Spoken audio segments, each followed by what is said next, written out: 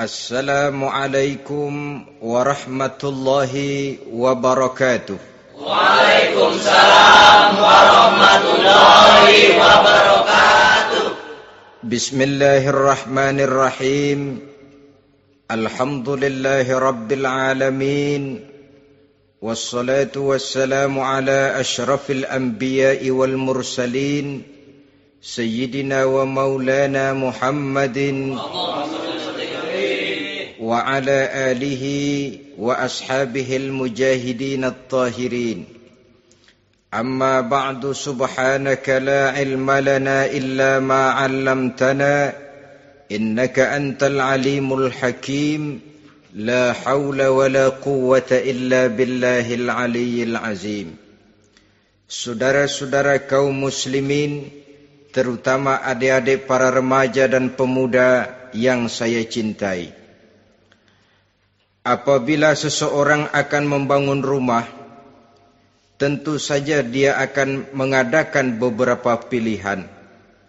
Sejak dari memilih lokasi di mana rumah itu akan didirikan, sampai kepada menentukan bahan-bahan kualitas yang akan dipakainya, sampai kemudian kepada wujud dan bentuk rumah yang akan ditinggalinya. Demikianlah bahwa untuk membangun sebuah rumah yang hanya untuk menaungi kehidupan di dunia ini, kita mengadakan berbagai macam pilihan.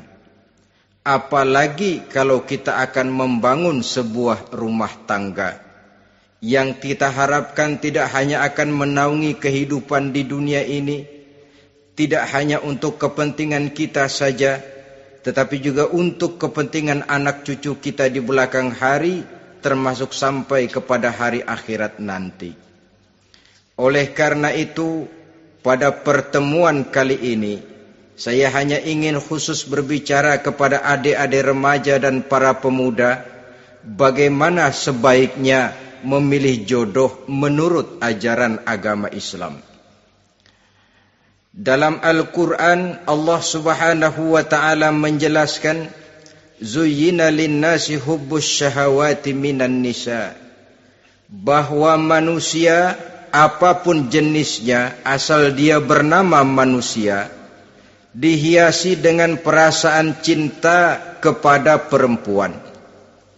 Jadi sejak dahulunya secara fitrah, laki-laki senang kepada perempuan, sebagaimana perempuan pun senang kepada laki-laki.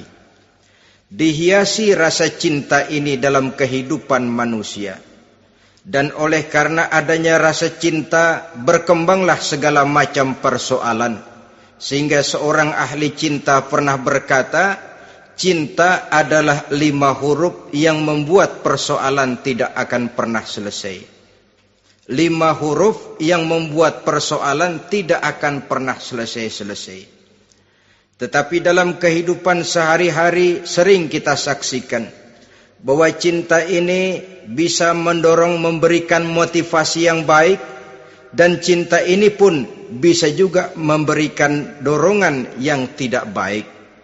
Oleh karenanya, apabila cinta itu ibarat setetes embun yang jatuh di bumi yang subur, akan tumbuhlah di atasnya aneka ragam bunga-bungaan yang harum semerbak, indah, mewangi, sedap dipandang orang, menebarkan rasa aman, damai, sentosa, dan begitu selanjutnya. Tapi jika cinta itu jatuh di hati yang gersang dan tandus, tidak ada yang akan dapat tumbuh di sana selain sirih memanjat batu, kuning daunnya, lemah gagangnya. Maka cinta yang semacam itu tidak akan memberikan dorongan positif kepada seseorang di dalam kehidupannya. Maka lebih dahulu kita akan membicarakan cinta dalam artian yang positif ini, untuk nanti sampai kepada perempuan yang bagaimana yang harus kita cintai, atau laki-laki yang bagaimana yang harus dicintai oleh seorang perempuan. Saudara hadirin yang saya hormati, cinta dalam artian yang positif, pertama, dia selalu mendatangkan keindahan. Yang kedua, cinta itu memberikan energi atau semangat untuk berjuang. Dan yang ketiga, cinta itu selalu membawa resiko dalam bentuk pengorbanan. Maka cinta yang positif pertama melahirkan keindahan. Disinilah orang memerlukan filter atau saringan. Sebab keindahan yang didasarkan karena cinta itu merupakan satu keindahan yang relatif saja. Boleh jadi karena indah orang jadi cinta, boleh juga jadi karena cinta segala sesuatu terasa jadi indah. Namun bagaimanapun juga, kalau hati sudah diliputi oleh rasa cinta, segalanya akan terasa menjadi indah. Cinta itu adalah keindahan. Yang kedua, cinta itu energi, melahirkan dorongan dan semangat. Yang lemah bisa menjadi kuat, yang takut bisa menjadi berani, yang jauh jadi terasa dekat. Itu semua karena dorongan cinta. Dan dari energi ini lahirlah yang ketiga, bahwa cinta adalah pengorbanan. Sehingga orang berkata, berani bercinta artinya harus berani berkorban. Takut berkorban, jangan bercinta. Kalau cinta ini kita salurkan kepada nilai-nilai agama umpamanya, yang pertama, cinta mendatangkan keindahan. Kita cinta kepada agama, maka apapun yang diperintahkan oleh agama akan terasa menjadi indah. Solat akan terasa menjadi indah, puasa terasa menjadi indah, zakat terasa menjadi indah, jihad pun akan terasa menjadi indah. Persis kalau kita cinta kepada seorang gadis. Jika kita cinta kepada seorang gadis, apanya saja akan kelihatan menjadi indah. Jalannya terasa indah, lenggang-lenggoknya terasa indah, suaranya merdu padahal cemprengnya bukan main. Seluruhnya akan mendatangkan keindahan karena dasarnya sudah cinta. Cinta membawa kepada keindahan. Yang kedua, cinta itu melahirkan energi. Orang yang cinta kepada agama akan lahir tenaga dan semangatnya melaksanakan ibadah, melaksanakan puasa, melaksanakan zakat, melaksanakan solat, melaksanakan haji, bahkan melaksanakan jihad sekalipun. Cinta selamanya menimbulkan energi dan semangat. Sama saja dengan kita apabila jatuh cinta kepada seorang gadis, walaupun rumahnya jauh, katanya, gunung pun akan kudaki, lautan pun kuseberangi. Untuk apa itu? Untuk menemui apa yang kita cintai. Cinta selamanya melahirkan energi. Capek tidak terasa, lelah tidak terasa, semuanya tertutup oleh keindahan yang bernama cinta. Lalu yang ketiga, cinta membawa pengorbanan. Apabila kita cinta kepada agama, maka pengorbanan terhadap apapun yang diminta oleh agama, baik itu pengorbanan waktu, tenaga, pikiran, harta, bahkan pengorbanan nyawa sekalipun, kita tidak akan berat melaksanakannya karena cinta kita kepada agama yang kita anut ini. Demikian juga cinta kita kepada seorang perempuan akan membuat kita rela berkorban. Apapun yang dia minta, jangankan kita tidak mampu, jangankan kita mampu, kita tidak mampu sekalipun, kita masih berusaha untuk mampu guna memenuhi tuntutan si buah hati belahan jantung. Kadang-kadang malam minggu si doi ngajak nonton. Umpamanya, duit tidak ada, gajian belum, kerja enggak. Timbullah inisiatif, entah sepatu kita jual ke tukang loa, entah celana mampir dulu ke tempat lain. Yang penting kita berkorban untuk memenuhi permintaan si buah hati belahan jantung. Ketika itu pengorbanan sudah tidak kita rasakan lagi. Bahkan pengorbanan yang paling pedih sekalipun, dalam gurau, dalam bercanda misalnya, dicubit kita oleh kekasih kita, pedih bukan main, terkelupas kulit, mengalir darah, bukan nangis, nyengir. malah kadang-kadang minta tambah dicubit lagi. Itulah romantikanya cinta, sanggup membuat orang berkorban, melahirkan energi dan semangat, menambah keindahan dalam kehidupan, sepanjang dia dalam artian yang positif. Kalau demikian masalahnya, di dunia yang penuh dengan perbenturan nilai sekarang ini, orang sering salah jalan bagaimana memilih jodoh untuk membangun rumah tangga yang bahagia. Jangan lupa bahwa membangun rumah tangga ini bukan hanya untuk 1-2 bulan, bukan hanya untuk 1-2 tahun, bahkan bukan cuma untuk kehidupan dunia, lebih daripada itu pun untuk menunjang kebahagiaan di akhirat. Oleh karenanya, memilih jodoh bukan satu hal yang mudah, bukan satu hal yang bisa dilaksanakan sambil lalu, tetapi memerlukan penelitian, memerlukan pengamatan yang mendalam. Apa petunjuk agama tentang itu? Dengan kata lain, bagaimana seharusnya seseorang memilih jodoh dalam kehidupannya? Ini tentu saja sumbangan moral buat adik-adik remaja dan para pemuda yang lagi kebingungan memilih jodoh, atau barangkali buat bapak-bapak yang kepengen nambah lagi.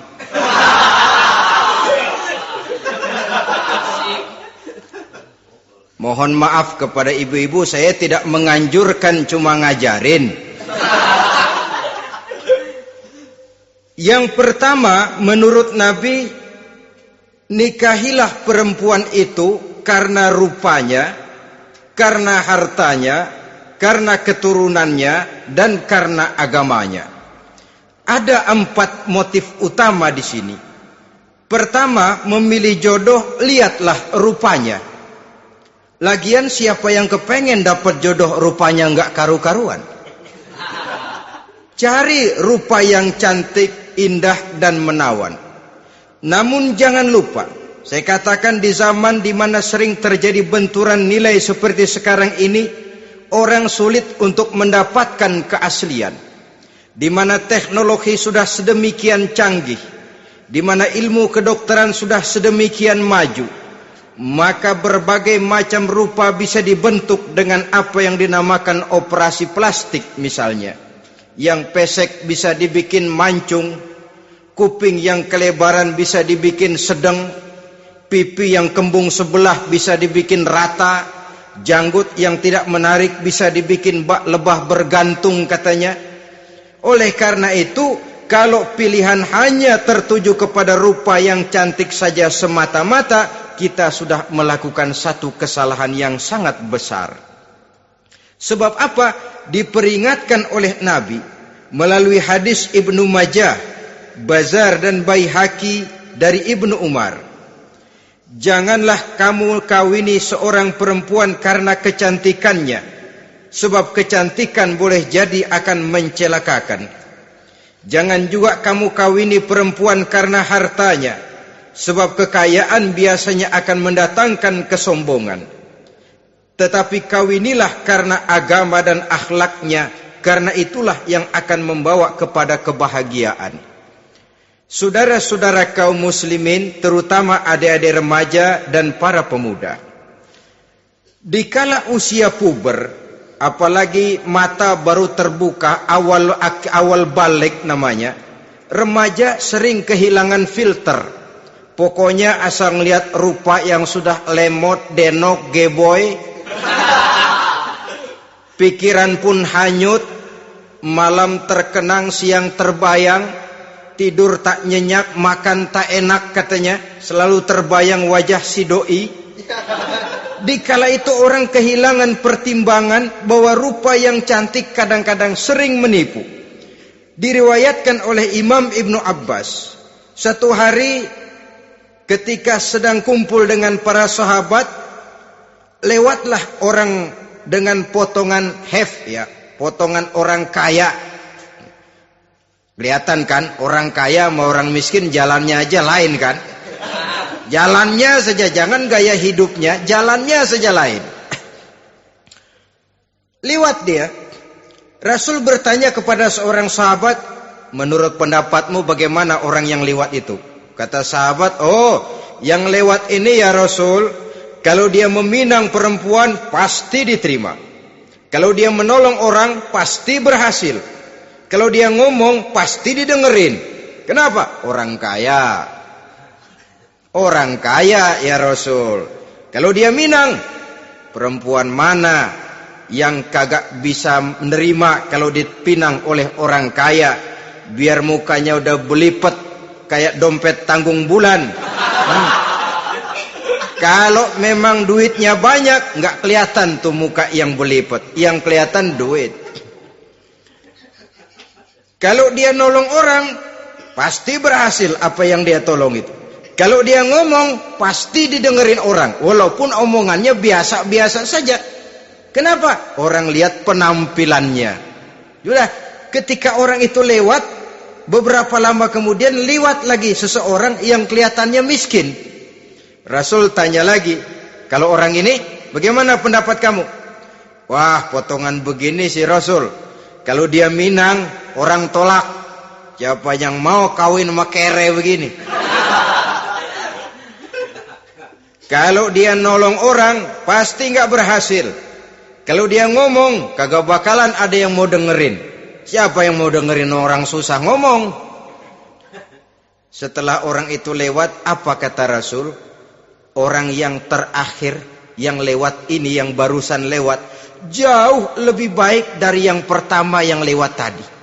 Jauh lebih baik. Maksud dari ucapan ini, Rasul sebenarnya mendidik para sahabat jangan tertipu oleh penampilan. Sebab penampilan tidak selamanya mencerminkan keaslian. Apalagi di zaman sekarang, salon di mana-mana bejibun. Alis mata bisa dibikin, pipi bisa dicat. Yang pinggir kuning, yang tengah merah, di sebelah merah ada yang kehitam-hitaman, persis orang kepentok tiang listrik.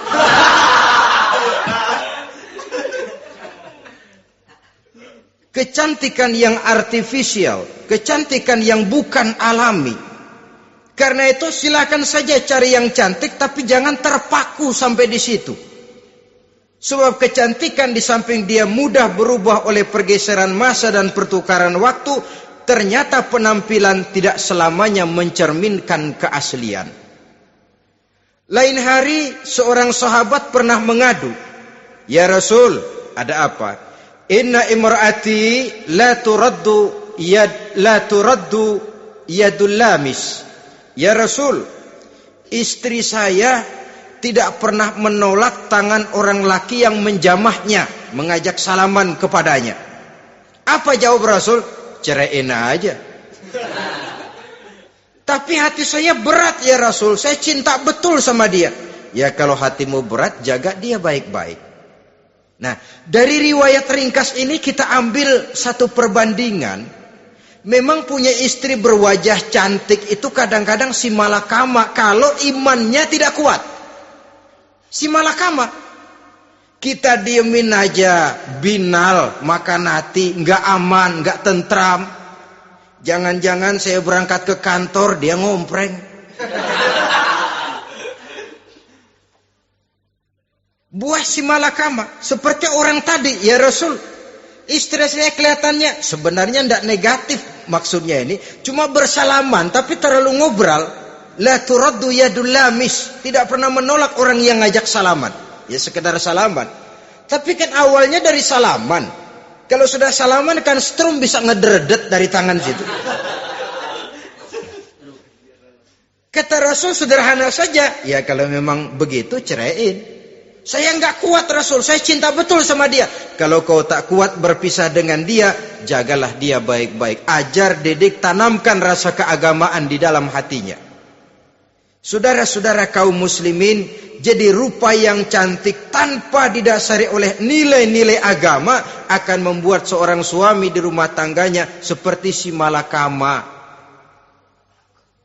Seperti berhadapan dengan buah si malakama kalau tidak diiringi dengan nilai-nilai moral yang luhur dan bekal agama yang tangguh.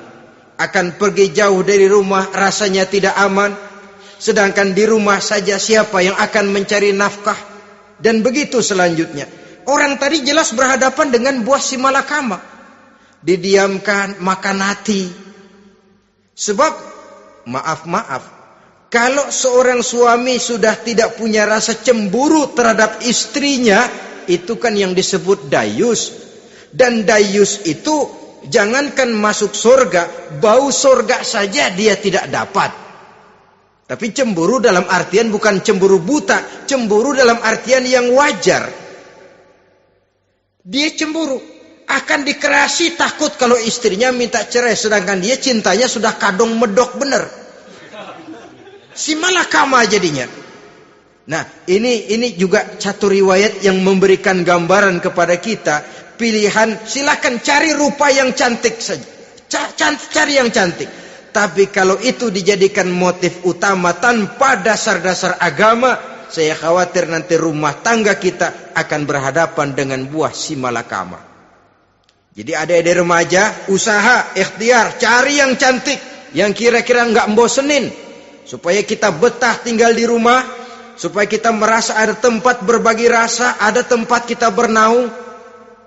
Sebab kalau nyari bini sebini-bininya mah, ya jodoh di tangan Tuhan, kagak usah nyari juga ntar datang diri umpamanya.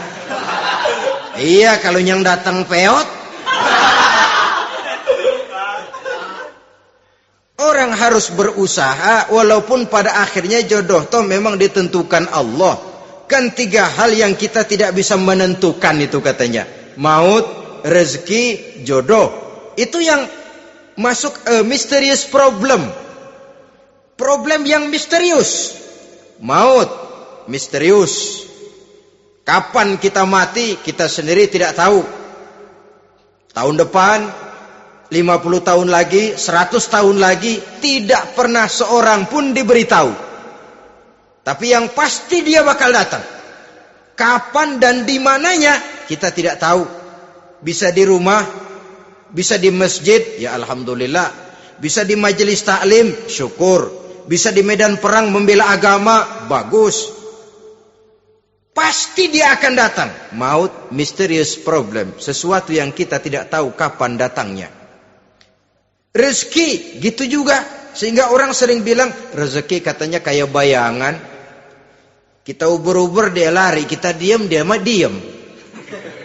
Setengah mati kita uber-uber. Emang ukuran segitu? Segitu aja. Begitu kita nggak ngapa-ngapain, datang yang bawain rezeki. Namanya rezeki itu mysterious problem. Kadang-kadang ngobek, sungsang, sumbul, udah segala tanah orang kita ukur-ukurin.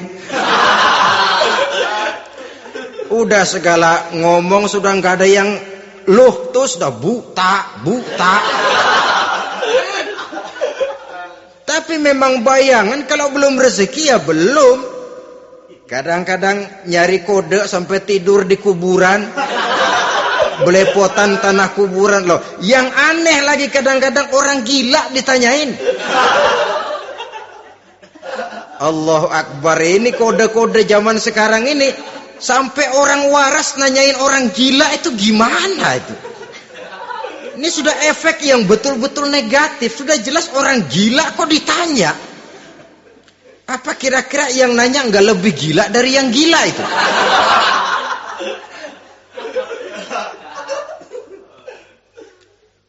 Saudara-saudara kaum muslimin, terutama adik-adik remaja dan para pemuda, jadi silakan saja cari rupa yang cantik, karena dia akan jadi tautan hati, buah hati belahan jantung, tempat kita berbagi rasa, tempat kita pulang dan tinggal di rumah tangga kita.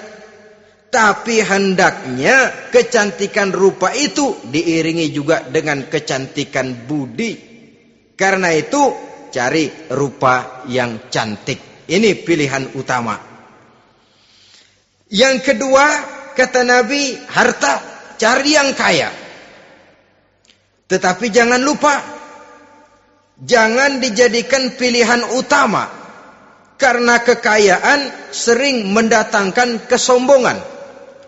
Apalagi kalau seorang pemuda mendapat istri orang kaya.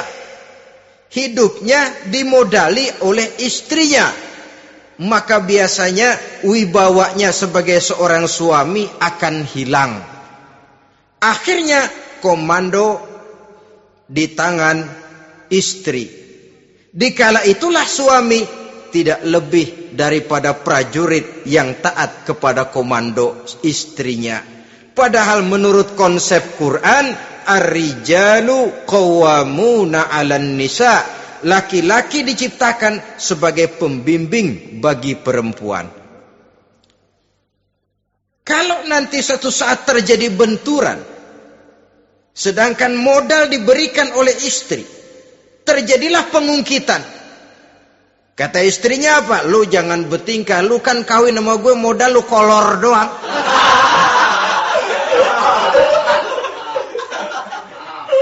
Kalau sekarang bertingkah silakan keluar rumah.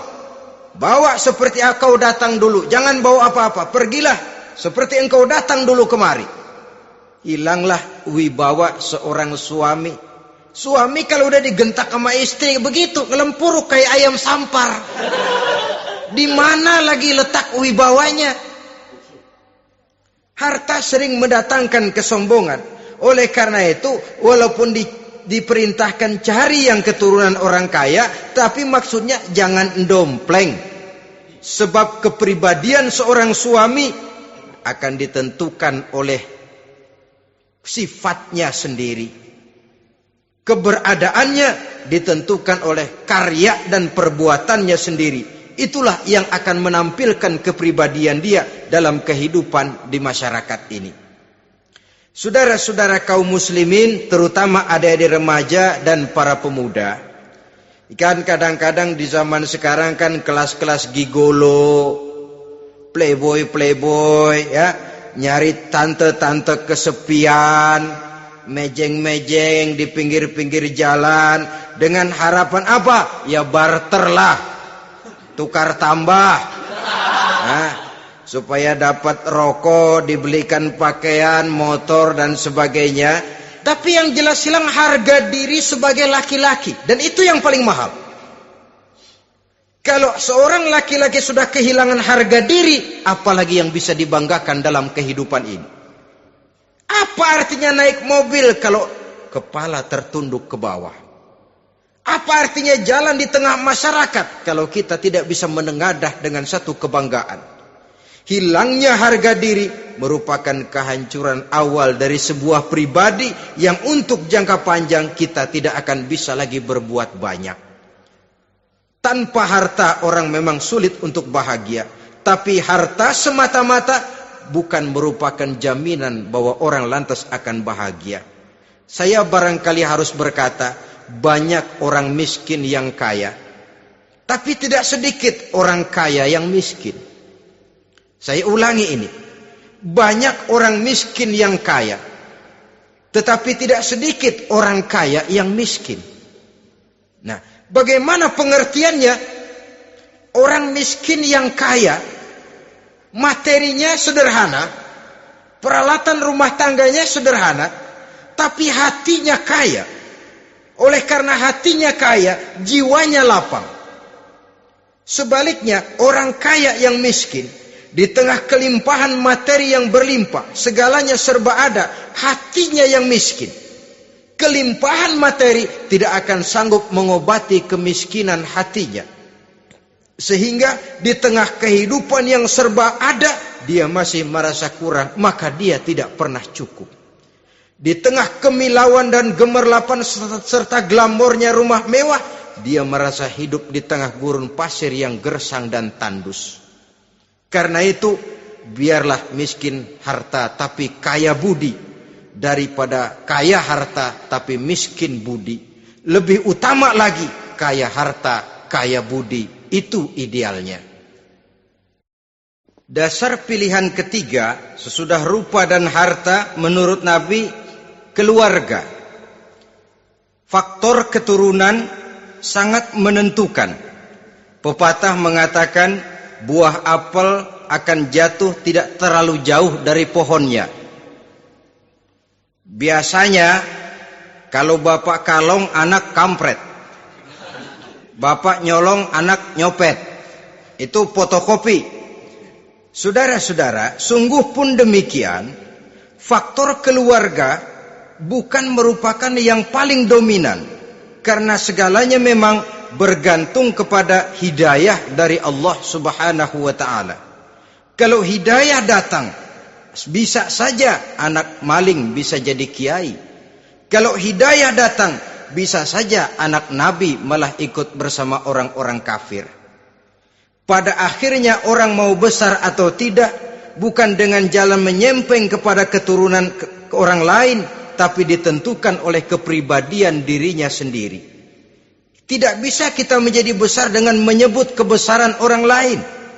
Itu sebabnya dicontohkan oleh Imam Ali pada saat beliau berkata, laisal fata may yaqulu kana abi walakinnal fata may yaquluha anadha. Anak muda yang gentleman adalah anak muda yang berani berkata, inilah saya. Bukan anak muda yang membanggakan leluhurnya. Ini kan zaman sekarang ini lagi ngetop-ngetopnya lagu-lagu cengeng katanya dah. Sebenarnya menurut saya bukan cuma lagu cengeng yang jadi masalah. Lagu cengeng cuma satu efek dari sikap yang lebih utama dari itu, yaitu mental cengeng. Kalau mental sudah cengeng, apapun yang kita lakukan akan jadi cengeng. Tidak cuma lagu, kebudayaan yang lahir akan kebudayaan cengeng. Jadi pengusaha cengeng. Jadi pejabat cengeng. Jadi kiai cengeng. Kenapa? Mental cengeng. Di antara mental cengeng itu apa? Mengandalkan fasilitas atasan. Kalau tidak ada fasilitas dari atas, lantas tidak bisa berbuat apa-apa. Cengeng. Menjadi besar bukan karena karier pribadi, tapi karena nasib katrolan. Itu pun termasuk mental cengeng. Sedikit gagal, bagaimana sedikit jalan buntu, sedikit deadlock, lu ngapain lu melulu? Saudara hadirin yang saya hormati, jadi lebih penting dari sekedar lagu-lagu cengeng, saya malah lebih suka bicara mental cengeng ini. Mental yang cepat putus asa. Mental yang tidak mau mengeluarkan usaha maksimal. Mental yang hanya mengandalkan fasilitas. Sedangkan pribadinya tidak lebih daripada pribadi sumuhun dawuh, pribadi kulo nuwun, pribadi kumaha juragan wae, pribadi oke bos, pribadi asal bapak senang. Bukankah itu semua merupakan cermin dari mental-mental yang cengeng, yang untuk jangka panjang tidak akan pernah menguntungkan daripada pembangunan bangsa dan negara yang kita cintai ini. Seseorang mau besar atau tidak, bukan dengan jalan menyempeng kepada kebesaran orang lain. Bahkan Syauqi dalam sebait syairnya yang lebih tegas mengatakan, wa syarrun nasi zu khumulin iza fakhartahum zakarul jaduda wa syarrun nasi wa khairun nasi zu syarafin qadimin aqama li nafsihi syarafan jadida. Generasi yang paling jelek adalah generasi pemalas. Kalau kelihatan orang lain lebih hebat dari dia, disebut-sebutnya kebesaran nenek moyangnya. Dia sendiri nggak punya prestasi apa-apa. Kerjanya cuma ngandeli kerjanya cuma menggelayuti fasilitas orang tuanya. Tanpa itu dia tidak akan punya nilai dan harga sama sekali. Ini generasi paling jelek. Kalau orang lain kelihatan lebih hebat, dia sebut nenek moyangnya. Lo sih belum apa-apa, lo baru kopral lo. Engkong gua no, komandan Hansip. Engkongnya yang disebutin. Dia sendiri tidak punya prestasi apa-apa. Jadi silahkan saja cari gadis dari keturunan keluarga yang baik-baik. Tapi jangan jadikan tendensi utama, jangan dengan niat untuk menyempeng kepada kebesarannya. Tapi paling tidak dengan niat agar mudah-mudahan dari benih yang baik ini akan lahir keturunan-keturunan yang baik pada akhirnya nanti. Itu yang kita harapkan. Bukan lalu dengan pertimbangan, weh, mertua gue bos nih, kali aja begitu gue kawin dia mampus. Ini semua warisan kan jatuh kemari semua. Kalau itu niatnya sudah jelas salah. Kita mencari perempuan dengan keturunan-keturunan yang baik dengan berharap agar anak-anak kita nanti yang akan merupakan benih cucunya akan melahirkan kebaikan-kebaikan seperti leluhurnya dulu. Saudara, pilihan yang keempat kata Nabi, agama. Ini yang paling inti. Kenapa? Agama itu motivasinya moral. Di sini segalanya ditentukan. Rupa yang baik, harta yang banyak, keluarga yang luhur. Kalau sudah dilandasi oleh agama yang rapuh, bahkan tidak beragama sama sekali, ketiga hal di atas tadi hanya akan mendatangkan malapetaka. Sekarang kan kita tertipu oleh penampilan. Padahal penampilan belum tentu kenyataan. Di jalan-jalan kita akan lebih terpesona melihat gadis pakai miniskirt di atas lutut ketimbang kita melihat gadis-gadis yang pakai jilbab. Kalau sudah pakai jilbab keliwat, yang usil banyak banget, bau sorga nih. Bau sorga katanya. Tapi kalau sudah yang pakai miniskirt itu yang lewat, itu dari ujung ke ujung mata kagak mau kedip. Laler nemplok di mata kagak dirasain. Kita terpesona oleh penampilan zahir, padahal penampilan belum tentu memantulkan hal yang sebenarnya. Tapi memang itulah watak manusia. Watak manusia, saya katakan manusia tanpa kecuali. Tetapi bergantung kepada pemikiran jangka pendek atau jangka panjang. Kalau jangka panjang yang kita pikirkan, ya tentu kita tidak akan mudah terpesona oleh hal yang zahir. Sampai-sampai Quran sendiri mengatakan budak yang hitam legam tapi beriman itu lebih baik daripada orang-orang musyrik walaupun cantik, denok, lemot, geboy. Ada lagi nggak bahasa yang lebih dari itu? Cantik, denok, lemot, geboy, bahenol, nerkom.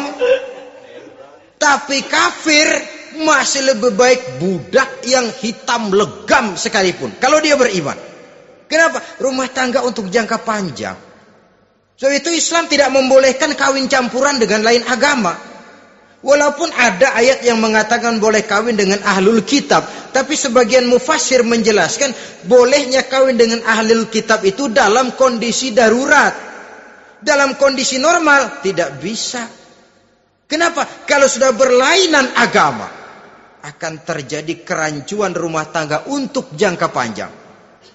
Bagaimana membina dalam keharmonisan di rumah tangga? Bagaimana nasib anak-anak nanti? Kadang-kadang ada keluarga, kami sih keluarga modern. Anak-anak kami berikan kebebasan untuk milih agama apa saja. Bapaknya Islam, istrinya Kristen, anaknya ada yang Hindu, Buddha. Bagus nih, keluarga pecel namanya. Bagaimana keluarga modern bisa seperti itu? Padahal seorang suami bertanggung jawab di hadapan Allah. Dia akan ditanya tentang istrinya. Dia akan dimintakan pertanggungan jawab tentang anak-anaknya. Kalau istri kita berlainan agama, mungkin terjadi pengkaplingan. Pokoknya kalau anak perempuan ikut ibu, anak laki ikut bapak. Administrasi dunia bisa begitu. Tapi akhirat, pertanggungan jawab di hadapan Allah. Bisakah kita? Sorry aja Tuhan emang janjinya begini. Saudara hadirin yang saya hormati, oleh karena itu budak legam hitam kalau beriman masih lebih baik daripada orang-orang yang tidak beriman walaupun cantik dan mempesona. Kenapa? Ini faktor agama. Ya buat 1-2 bulan bisa terwujud rumah tangga yang tentram. 2-3 tahun mungkin masih bisa bertahan, tapi sampai kapan? Sampai kapan itu akan terwujud? Pada akhirnya akan muncullah dilema yang akan sulit buat diatasi. Oleh karenanya motif agama dijadikan stres oleh Nabi. Fasfar bizatiddin taribat yadak. Pilih agama sebagai titik sentral, sebagai pilihan utama.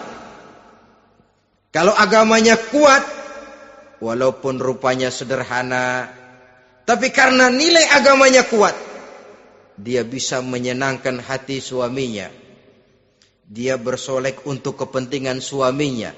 Dia taat kepada suaminya. Harta, dia anak orang kaya untuk membantu perjuangan suaminya.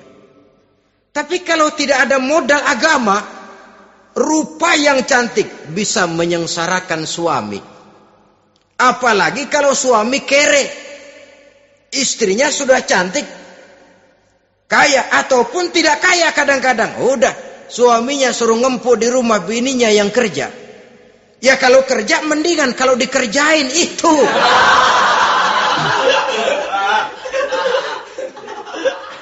Itu yang repot. Saudara hadirin yang saya hormati, dan ini bukan 1-2 kasus. Alangkah malangnya kalau sudah terkena hal seperti itu. Akhirnya seperti pengaduan sahabat kepada Rasul tadi. Mau diceraiin, cinta saya udah medok bener Rasul. Enggak diceraiin, hati saya ngebet, pegel. Si malakama akhirnya. Jadi oleh karenanya agama. Kalau dia cantik, walaupun miskin, agamanya kuat, dia bisa memelihara kehormatan diri. Dia kaya, agamanya kuat, hartanya disalurkan di jalan Allah. Karena itu, agama jadikan pilihan utama. Dan ukuran agama itu bukan cuma jilbab loh. Ya kadang-kadang ada juga yang jilbabnya nggak pernah lepas, tapi kadang-kadang akhlaknya lebih binal dari yang kribo.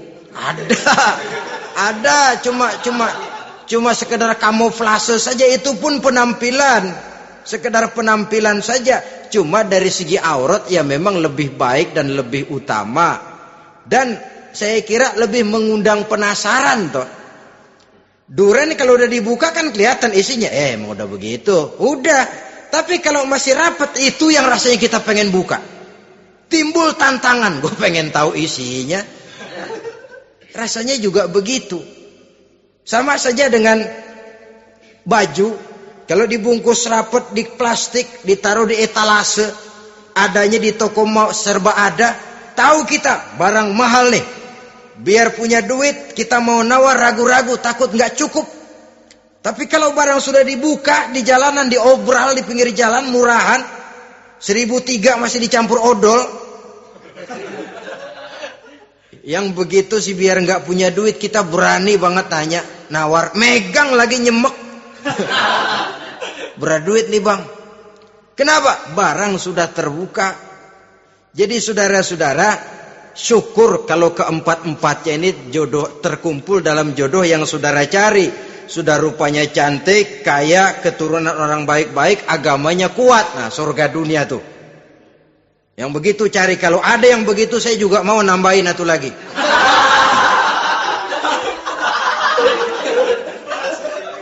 Tapi yang kumpul keempat-empatnya ini terus terang saja langka. Makhluk langka ini. Kadang-kadang cantik, kaya, keluarganya hebat, agamanya nol, akhlaknya kayak setan. Tapi yang paling celaka kalau empat-empatnya kagak ada. Rupanya jelek, melarat, bapaknya biang maling, kagak beragama lagi. Apanya yang mau dipilih? Mampus saja mendingan. Sudah nggak ada pilihan sama sekali tuh. Sudah nggak ada pilihan sama sekali. Saudara hadirin yang saya hormati, terutama adik-adik remaja. Nah, lalu apa motivasi agama dalam pembinaan ini apa? Agama ini kan memberikan contoh bahwa perempuan yang baik itu, yang kita ingin jadikan dia sebagai ideal dalam pencarian jodoh, tandanya 3. Iza ra'aitaha sarratka, kata Nabi. Kalau dipandang, dia bisa menggembirakan kamu. Kan ini yang penting buat seorang suami. Kalau saudara nanti jadi suami, punya istri yang jadi partner setia mendampingi suaminya. Kalau dilihat nggak bosenin. Kenapa? Dia berdandan untuk nyenangin hati suaminya. Nggak bosenin. Kan kadang-kadang ada bini kalau kita pulang demok aja fotonya.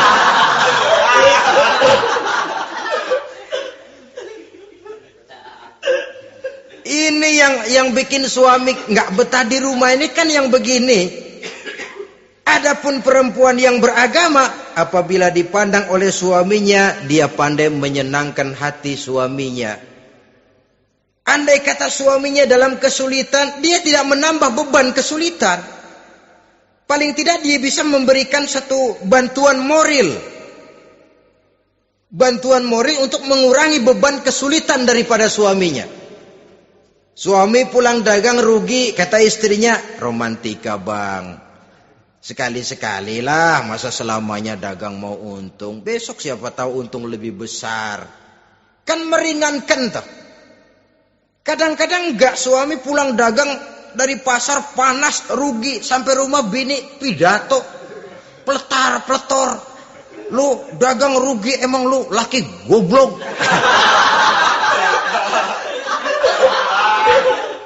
Sudahlah di pasar rugi, di rumah digoblok-goblokin. Ini nanti kena penyakit broken home yang begini ini. Padahal kesuksesan di kantor, kesuksesan di pasar, kesuksesan di medan tugas selalu dimulai dari kesuksesan dan ketenangan dari rumah tangga.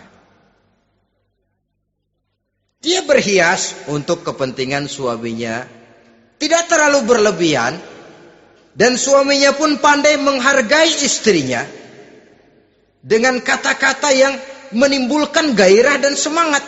Melihat istrinya bersorak, kamu makin cantik saja. Jangan juga kadang-kadang suami ketus. Ngelihat pulang kantor, lihat suaminya, istrinya dandan rapi. Tumben lu mau bekasin apa? Mau bekasin katanya. Artinya apa ini? Pandai mengembirakan, bisa tenggang rasa, bisa berbagi rasa. Sehingga suami merasa ada tempat dia bertukar pikiran. Ada tempat dia membicarakan persoalan. Dialog dalam kehidupan berumah tangga itu sangat diperlukan.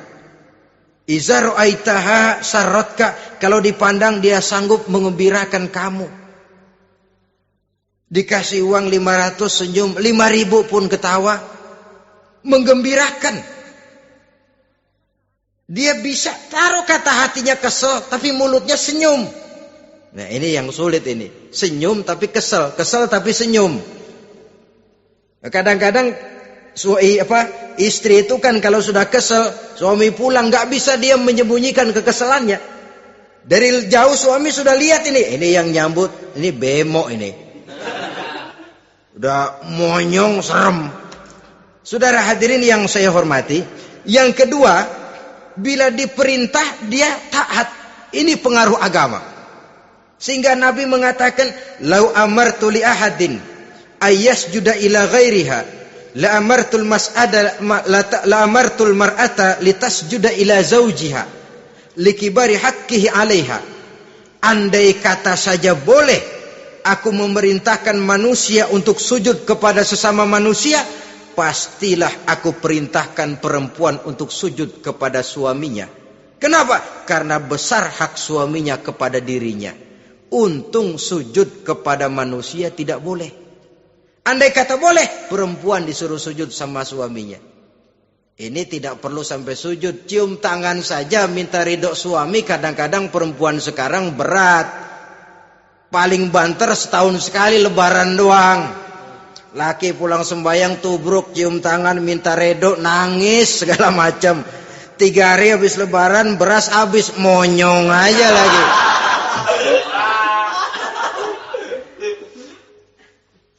Saudara hadirin yang saya hormati, yang ketiga, akibat pengaruh agama, dia sanggup memelihara kehormatan diri dan sanggup menjaga harta suaminya. Memelihara kehormatan diri baik pada saat suaminya di rumah atau pada saat suaminya tidak ada di rumah. Satu riwayat, Seorang sahabat akan pergi perang jihad di fi sabilillah. Ketika mau berangkat dia bilang kepada istrinya, saya mau berangkat perang. Kalau saya belum pulang kamu jangan keluar rumah. Baik bang.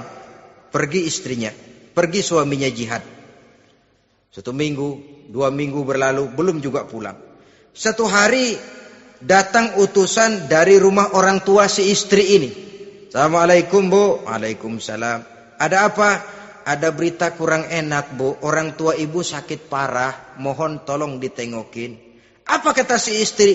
Maaf saja, suami saya belum pulang dari medan perang. Saya belum dapat izin keluar rumah kalau dia belum pulang.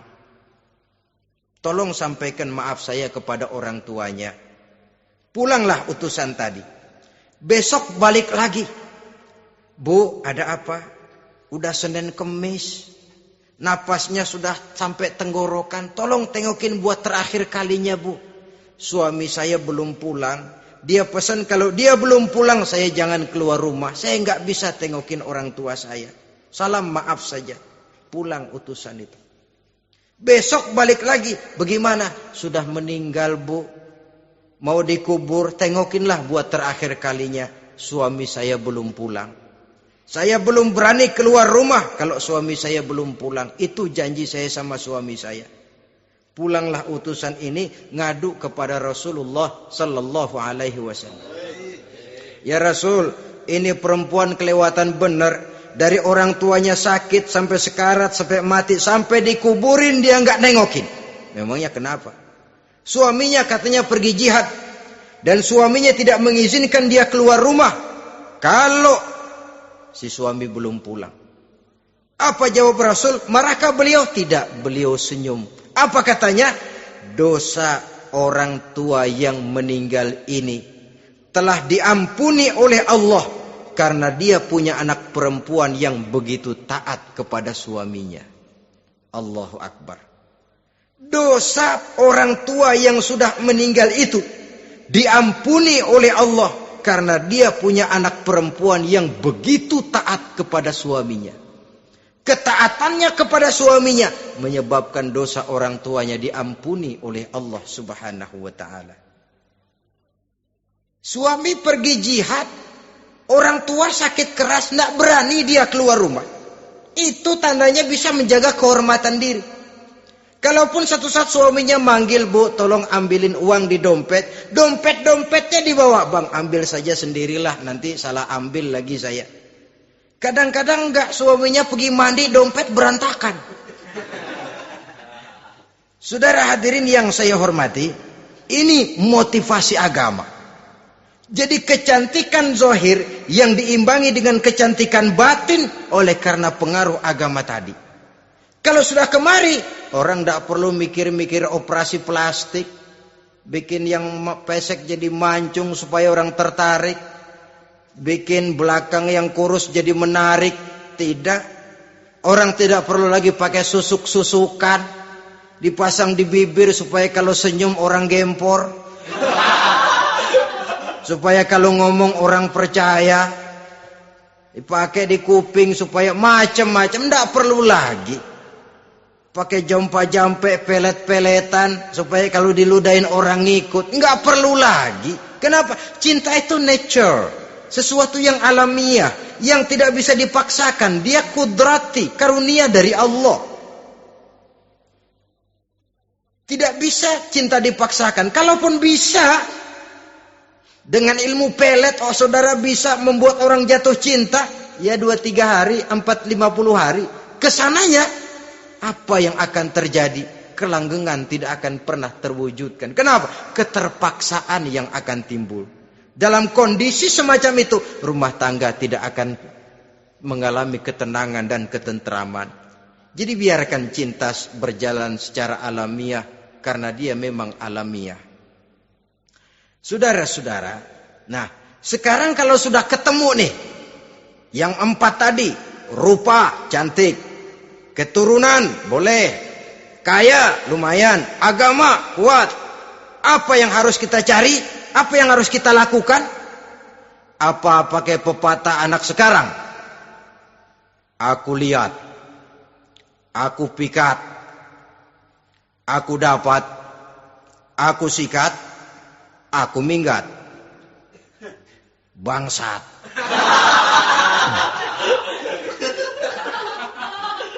Itu kan ada moto cinta kilat begitu tuh. Cinta kilat katanya. Aku lihat, aku pikat, aku dapat, aku sikat, aku minggat. Bangsat. Atau kita harus hanyut dalam arus free love, free sex, summon living, eksperimen dulu? Tidak. Islam mengajurkan kalau memang seret, ini rasanya ini nih, mantap gue nih. Apa yang diajarkan oleh Islam selanjutnya? Meminang, saudara-saudara. Meminang adalah langkah awal untuk mengikat tali pernikahan.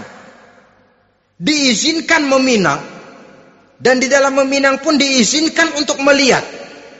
Cuma kalau boleh, ya syaratnya itu waktu melihat itu jangan sampai ketahuan si perempuan yang akan kita pinang itu. Untuk apa kita meminang? Pertama untuk yakin bahwa perempuan yang kita inginkan ini sudah kumpul syaratnya itu, tidak ada cacatnya. Yang kedua, untuk memperkuat tekad hidup berumah tangga, diperlukan meminang. Adapun adat itu berbeda. Tapi bahwa konsep meminang itu dalam Islam ada, itu jelas. Ya kalau mesti bawa pisang raja, pakai roti buaya, pakai martabak segede ban mobil truk segala macam, itu adat saja, ya. Tapi yang real meminang itu ada dalam Islam. Nah, bagaimana adab meminang? Setelah kita tahu anak ini cantiknya ya, keturunan baik, ya kekayaannya lumayan, agamanya kuat, pinanglah dia. Caranya boleh lihat langsung. Lihat langsung kalau bisa tanpa setahu si perempuan. Dan batas yang boleh dilihat itu muka dan tangan. Itu saja. Jadi jangan gerusak. Minta permisi Pak, saya mau ngelihat anak bapak seutuhnya. Soalnya buat saya ini nanti. Apanya aja dibedolin, jangan. Kira-kira yang boleh itu muka sama tangan. Andai kata kita risih, sebab nanti kalau nggak jadi akan jadi timbul rasa malu dan si perempuan juga kasihan. Boleh mengutus perempuan yang kita percaya. Coba kau ke sana, lihat kondisinya yang sebenarnya bagaimana. Kalau ngelihat dari jauh sih utuh, siapa tahu nanti tangannya kurang sebelah. Coba lihat sana. Saudara-saudara, kemudian boleh juga ditanyakan kepada orang tuanya. Dan dalam hal ini orang tua si gadis tidak boleh menyembunyikan aib atau cacat yang dimiliki oleh anaknya. Dia harus menceritakan apa adanya, sampai pun kekurangan anaknya yang paling kecil sekalipun. Sebab apa? Jangan sampai istilah pepatah beli kucing dalam karung. Kedengeran suaranya doang meong-meong, begitu dibuka tuh kucing gempor sebelah kakinya nggak ada. Kan tentu kita tidak kepengen kecewa di belakang hari. Itulah perlunya meminang sebagai jembatan untuk menuju kepada pernikahan. Nah, dengan demikian kalau sudah usaha meminang ini dilaksanakan, jangan merasa sudah setengah resmi. Ini yang kadang-kadang jadi penyakit. Malah sesudah meminang harus masing-masing lebih menjaga diri, menjaga kehormatan, menjaga pergaulan. Kenapa? Agar saat memasuki jenjang pernikahan nanti merupakan jenjang yang sangat ditunggu-tunggu. Ada rasa keinginan tahu. Kalau tidak, ya udah biasa, nggak giroh lagi ngadepin perkawinan. Kenapa? Kemarin-kemarin gue udah cobain. Hilang gairah lagi. Sebab itu kalau sudah meminang, jangan merasa sudah setengah halal. Udah minang ini Kadang-kadang orang tua juga konyol. Sudah dipinang, diumbar. Lu bawa kemana keda lu udah pinang? Padahal meminang itu cuma langkah awal. Sedangkan selanjutnya harus lebih berusaha menjaga kehormatan diri sampai pada saat nanti pelaksanaan pernikahan. Nah, saudara-saudara, terutama adik-adik remaja dan para pemuda, walaupun agak sekilas memang karena terbatasnya waktu pada pertemuan ini, mudah-mudahan bisa memberikan gambaran yang sepintas tentang bagaimana sebaiknya kita memilih jodoh di dalam membina rumah tangga yang bahagia. Semoga ada manfaatnya. Terima kasih atas segala perhatian. Mohon maaf atas segala kekurangan. Usikum wa nafsi bitaqwallah. Wassalamualaikum warahmatullahi wabarakatuh.